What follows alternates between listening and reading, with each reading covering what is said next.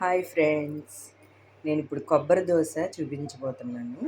కొబ్బరి దోశకి ఎలా పోసుకోవాలంటే 3 గ్లాసులు బియ్యము, ఒక గుప్పెడు మినపగుళ్ళు నానబోసుకోవాలి. ఒక 3 గంటలు 4 గంటలు నానబోసుకొని ఇంకా గ్రైండ్ వేసుకోవాలి.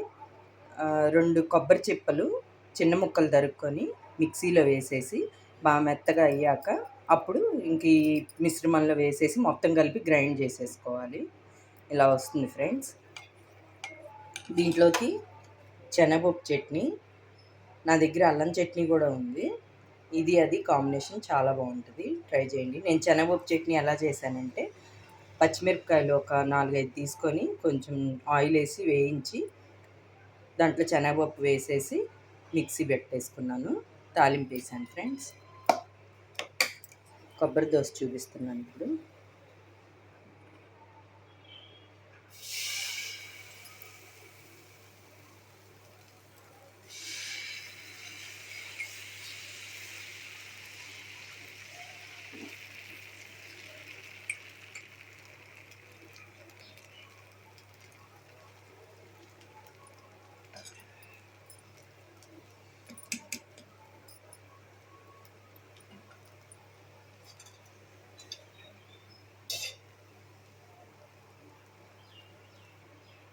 కొద్దిగా ఆయిల్ వేసుకొని కొబ్బరి దోశ చాలా బాగుంటుంది ఫ్రెండ్స్, ట్రై చేయండి.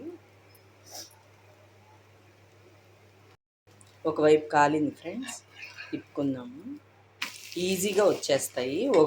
3 గ్లాసులు బియ్యం పోసుకొని ఒక గుప్పెడు మినపగుళ్ళు, 2 కొబ్బరి చిప్పలు, ఈ కొలత ప్రకారం చేసుకోండి ఫ్రెండ్స్. చాలా బాగుంటాయి, టేస్ట్ కూడా.